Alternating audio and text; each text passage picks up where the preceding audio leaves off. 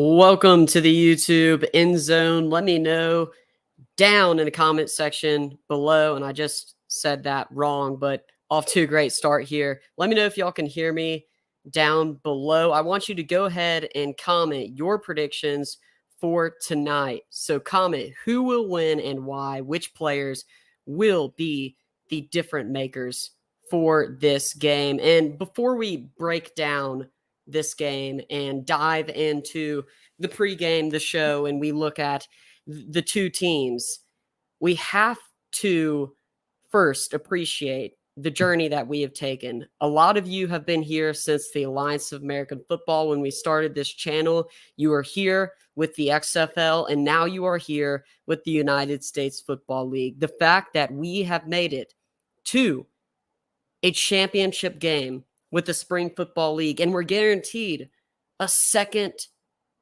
season with the United States Football League in itself is truly incredible. So I want all of you, the fans who made this possible, because without the fans, without the stellar TV ratings, without people making trips out to go to games, without the engagement from you, the fans, this would not be possible. And the United States Football League is doing what most people thought was never possible. They are making spring football a viable product, something that many of you, including me on this channel, have always preached. We always said that it could work. Well, right now, we're seeing it working, proving a lot of doubters wrong and a lot of people who said that spring American football would never work. We got through season 1. This is a huge milestone. On to season 2. Let's break down the United States Football League championship game with the highly favored, 4.5-point favored Birmingham Stallions sitting at 10-1, the juggernaut of the United States Football League, and the underdog Philadelphia Stars, an offensive firepower that is sure to make this game incredibly interesting. So when you look at this matchup, you look at Birmingham, who is more of an evenly distributed team, meaning that they are sound at all phases along the offense, along the defense, and along the special team side of the ball with Brandon Aubrey and Victor Bolden, both who are incredible and some of the best at what they do in the United States Football League, starting with the Stallions defense led by DeMarcus Gates and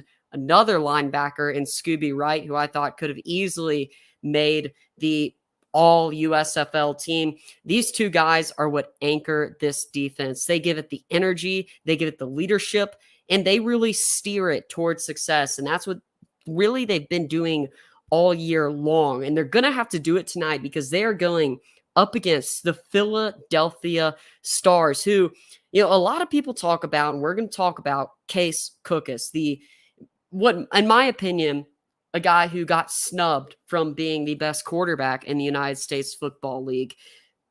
Kyle Sloter came in as a backup, and he has taken this team to new heights with his ability to push the ball downfield and fit the ball in tight windows. He is just lights out. And I think that Case Cookus is a guy who will definitely get some NFL looks with the Philadelphia Stars. I don't know if that we'll be seeing him in the USFL next year. So it's been awesome to see him with almost 1,500 yards and 12 touchdowns. And he wasn't starting the whole year. So that in itself is incredible. One of the sneaky parts of this offense we talk about, they run a lot of that mesh. They like to get the ball out quickly. Then they can push the ball down the field. But one really awesome thing about the Philadelphia Stars offense is that they can run the ball really well. Now, they don't run the ball often, but they do it efficiently. And I believe they're one of the top teams in yards per carry in all of the United States Football League. Now, on the flip side, this Stars defense, they struggle to defend the run. And that, to me, is going to be one of the key matchups in this game, where the Birmingham Stallions are going to want to run the ball down Philly's throat.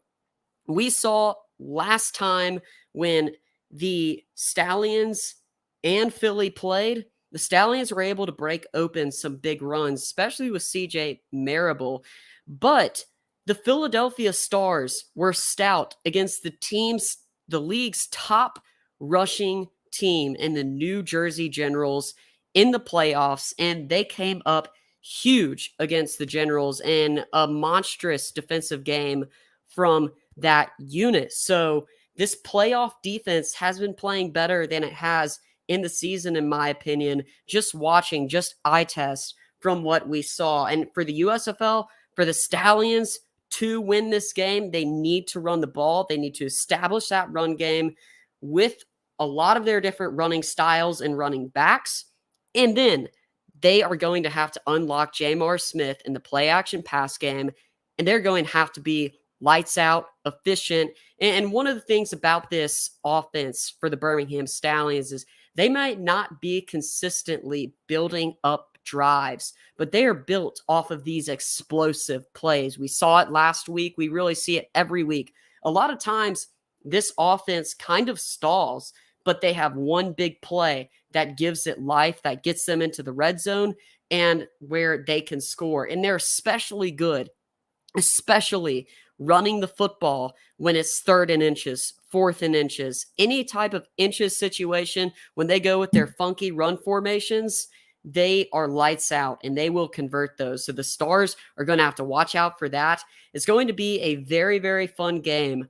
But for me, in this game, what I look for is the team that is most complete. Sometimes it's the team that knows how to win in the close situations. And the Birmingham Stallions have continually been that team all year long. And I cannot, in good faith, go with another squad in the USFL when the Birmingham Stallions have been doing it all year long. Only one loss. They played some of their best football last week against a Breakers team that many thought had the chance to upset. They pulled away late with especially good special teams play. I think that the Stallions win this one. They're more complete. They can win on all 3 phases of the football field. And in my opinion, that is the most important thing. And I think that we will see Birmingham hoist up that trophy in a special, magical season and what the opening inaugural USFL has been. So we are going to go through many of your comments and many of your questions. So start commenting right now and we're going to catch up. Stallions are the better club, but the Stars offense is dangerous. Not always the best team wins, just won a good game. So I think that this is an incredible comment because for me, and what was so hard to predict this game is the Stars defense may not have to show up because we talk about the Birmingham offense and how sometimes they do stall out against some of the subpar defenses in the league. And sometimes they rely on those big plays. If that Birmingham defense cannot force the Philadelphia Stars to quick 3 and outs because they love to pass, I think that it could be a dangerous game for Birmingham, and they're going to have to play really strong in the secondary if they're going to want to win this game. This Stars offense is one of, if not the most exciting, I say second most exciting offense in all of spring football that I've watched. Maybe third, definitely top 5 if you watch the XFL, the AAF. Huge, explosive, very fun. I think that Bart Andrus has unlocked the potential and the ability of a lot of these guys.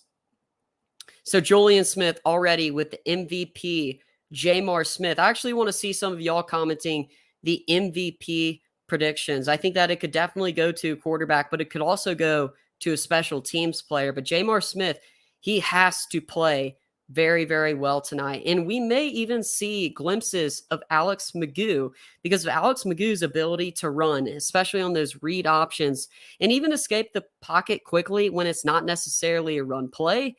He can do that and be very dangerous. Both quarterbacks athletic in different ways.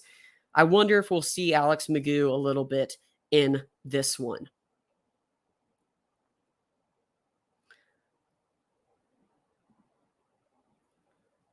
All right, going through here, a lot of Alabama fans coming together, Auburn, Alabama fans coming together under one name, the Birmingham Stallions. Just an incredible year from this Stallions squad. Love seeing, by the way, Bo Scarborough and just the journey that he's had. Yeah, and that's one thing that I wanted to talk about, that the USFL's quality of play has been increasing as we have gone on throughout the season. A lot of teams have gotten better, and it's just going to be fun to see in year two what players are retained and what players won't be here, and how we see some different coaches, probably some different quarterbacks, and it's just going to be incredibly fun and awesome to see. I'm going to answer this question. This one's a little farther on. What channel is the game on? I believe it's on Fox. I honestly didn't even think about that because when I'm on my guide, it's like the local channel, but I believe it's on Fox, and it should be your local Fox network. Yeah, it's on Fox, 7:30 p.m. Eastern time. So only a couple more minutes until we get kickoff.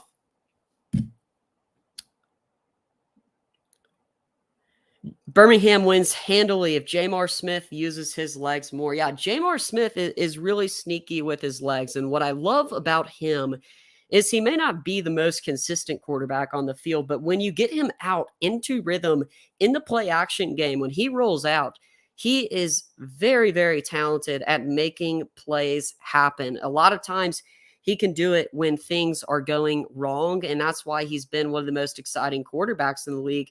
I wouldn't say that he is the best quarterback in the USFL, but he has been making it happen with his athleticism and just he's a gamer. It's what he does. It's what he's been doing. Think of all the games where the Stallions have been playing from behind or have needed to make these plays down the stretch to win.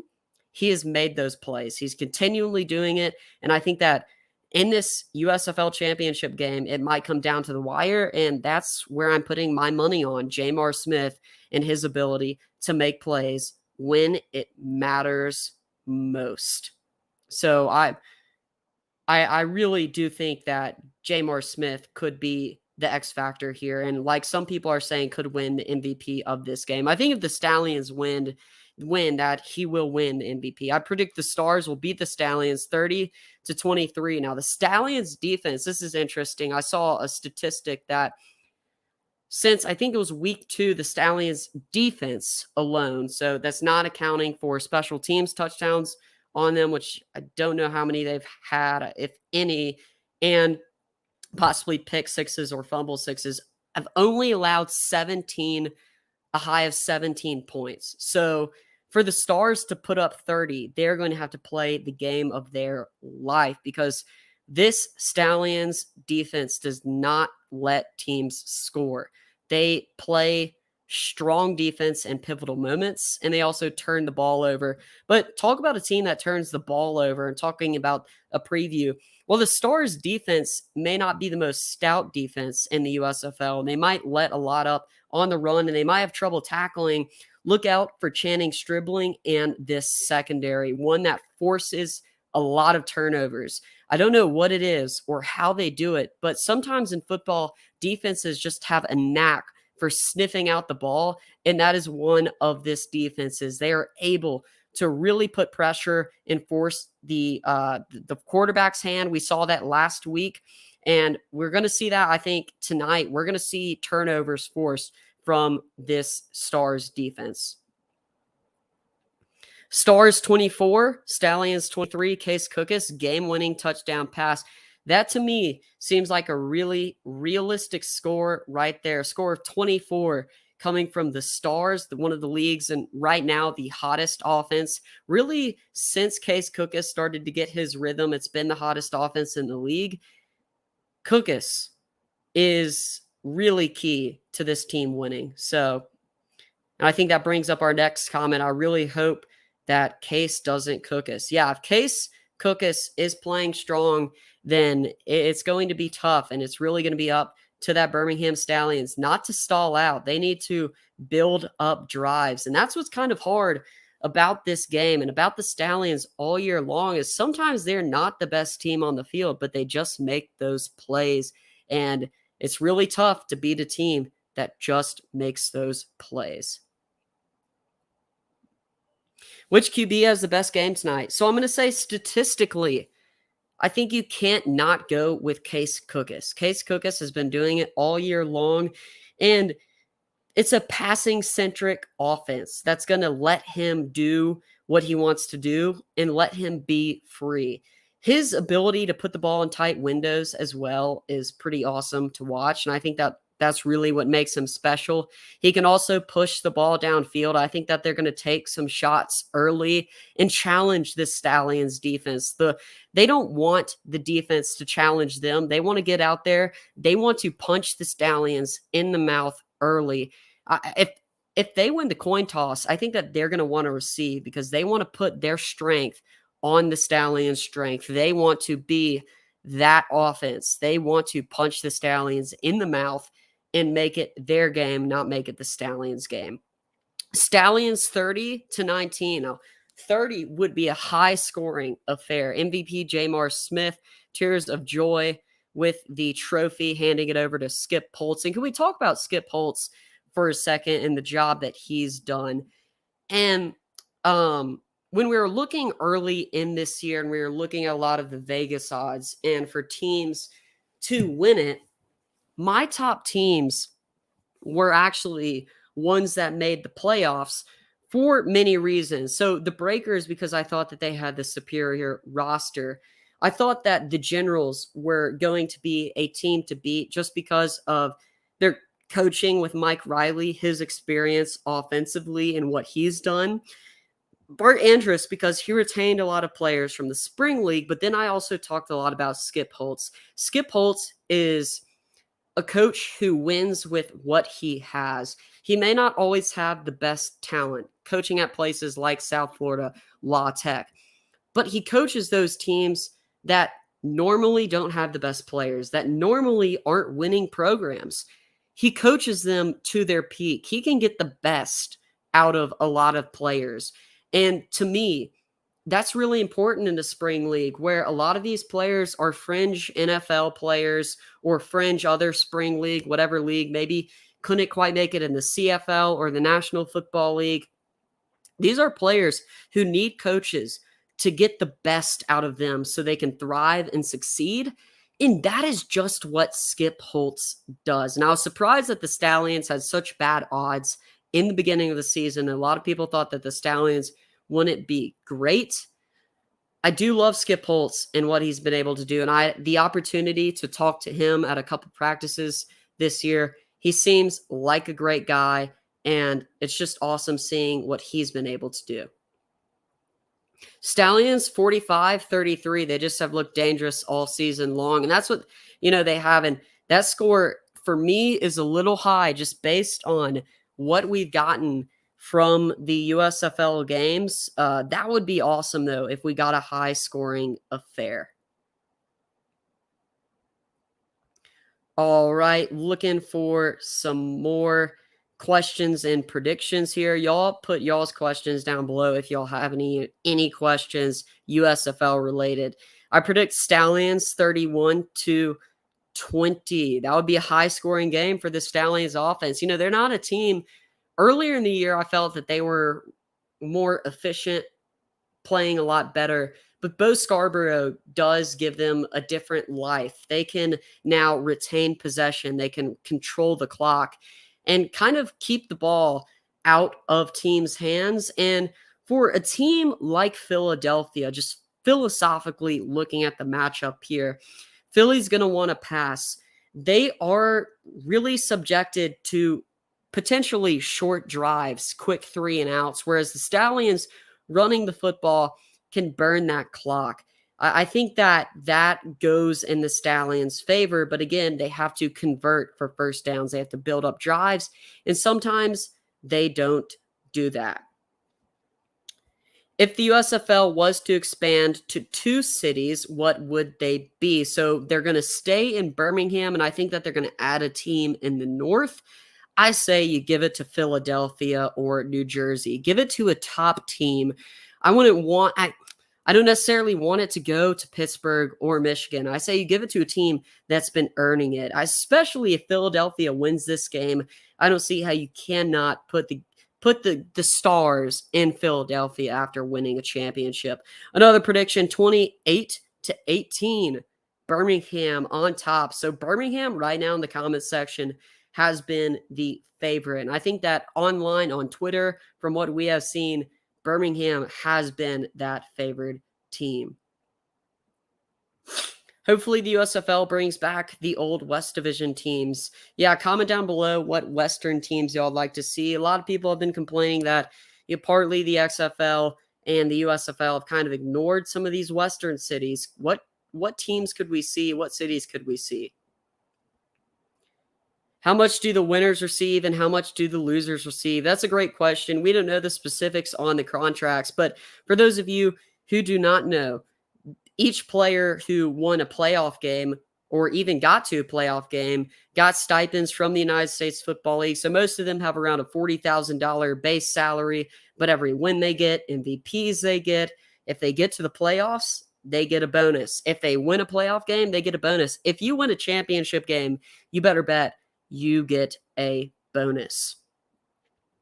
Yeah, talking about decent attendance, I've seen on Twitter that people are packing into the stadium. Hopefully the attendance is solid for this game. Again, it's tough being in Canton, Ohio. I think that if the game was, in fact, in Birmingham, I think that it would have been a sold-out affair. There's no way that all the Stallions fans would not fill up because, I mean, they were filling up anyways in the openers and some of the other regular season games, especially at night. This game would have been at 6:30 in Birmingham. That seems like prime time. So I'm excited to see what happens with this attendance being in Canton, Ohio. Matt Colburn is out, though. Stars were focused past on offense. Stars had played Generals twice before as well and knew the team well. Filling for Colburn.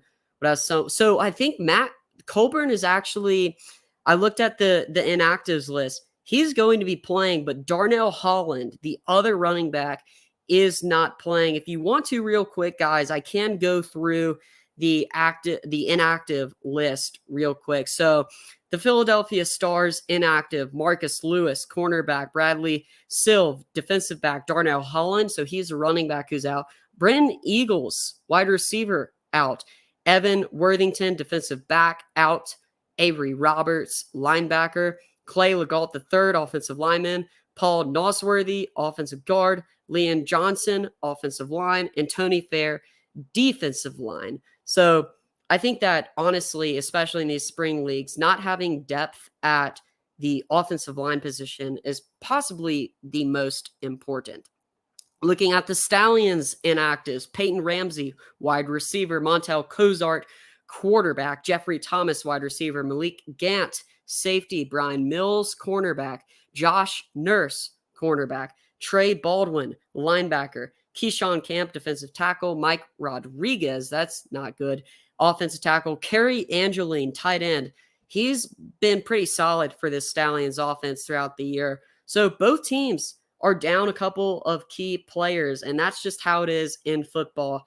And it's going to be fun to see how they can adapt with some of their guys out. Stars are corny. Already seeing some smack talk. A lot of people did not like the Stars uniforms. Who gets more touch? I think that Paul Terry, I love the way that Paul Terry runs. And I think that they use him in the offense very well. I think Paul Terry could have an incredible game tonight. XFL 2001, even got XFL fans up in here. Stallions 31-27. So a lot of y'all have a lot of high scoring in this game. Do we think that this game will be high scoring or low scoring? That's a pretty good question. Why doesn't the USFL create all-star team and play the CFL all-stars in a game with alternative rules by half? That would be a difficult ask for both leagues, and you'd have to pay the players also. So I don't know how that would work, but it would definitely be fun. More football. Let's go Darnell Holland. Yeah, and the Stars running backs, every single running back is able to get good averages. They just don't get very many touches because of how this offense operates. A little late, but are you in Ohio? I am not in Ohio, but I am watching the game, and I'm very, very excited. Who's running the ball then? We'll see Holland, and then we'll probably see a lot of Paul Terry, as I mentioned above. It's unfortunate that they have some guys out, but it will definitely give opportunities for other guys to step up. And y'all keep commenting. We only have 4 minutes, so if you want your questions answered, you got to get them in before the game starts. Stallions 21, Stars 14, so a touchdown affair right there with it. That to me seems pretty reasonable there. So definitely excited to see this matchup. Do y'all think that there are any matchups specifically between the units, maybe between the players, that we should definitely watch out for before I log off? Again, only 4 minutes left. We are about to have the inaugural United States Football League championship game. Do you think the XFL can survive with the USFL next year? There is definitely going to be a push for players and talent. It's going to be difficult with both leagues on at the same time. Well, not really the same time of the year, but just two alternative football leagues. And to me, it's going to be hard to sell TV ratings with fans. How are the TV ratings going to hold up for the United States Football League in year 2? I think that the quality of play is going to go up, but that doesn't necessarily translate to TV ratings. Can the XFL get really good players? Because the USFL had sort of the AAF head start that we thought that the AAF would eventually have, but again, they folded. So I think that's a really interesting question, and one that we'll definitely have to watch out for. It will be interesting to see the battle of these two spring football leagues, and maybe, just maybe, they form an alliance and come together. Maybe they could call it the Alliance of the United States Football League. I think people just like different football. They like to see, first of all, their cities. So people in Birmingham love seeing a pro football team. You know, people in Birmingham don't have an NFL squad, so they can cheer for a team like Birmingham Stallions. And football is king in America. And when there's more football, people will watch. People will become fans. People love watching these redemption stories of guys who are making it. People love seeing guys be successful. And I think that the USFL, the XFL, they provide those avenues for players to do so. Stallions 27, Stars 23. Another Stallions win on here. So that to me seems like another realistic score here. 28-31 Stallions on top, and a high scoring yet close affair, one that would come down to the wire. And here's a score that I want to highlight. 17-14 Stars. That one would be low scoring. And that would make sense based off the defensive statistics that we've seen pretty much all year long. The Stars, I wonder if they're aware of that the Stallions haven't let up more than 17 points in a game since week 2, or the Stallions haven't defensively. So the Stars might have to find other ways to score.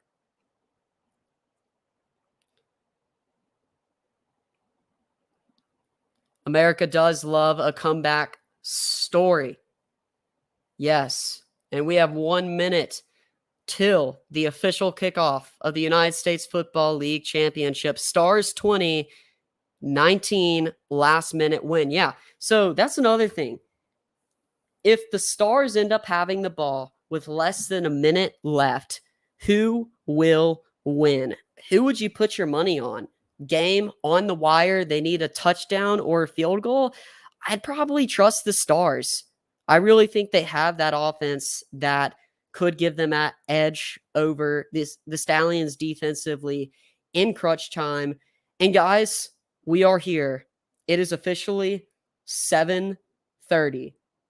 The USFL Championship is about to be underway, and we have made it. Thanks for watching the End Zone, guys. Thanks for joining the live stream. We had a lot of people on tonight. Make sure to like, subscribe, and comment so we can move the chains. I hope your team wins. Thanks for watching.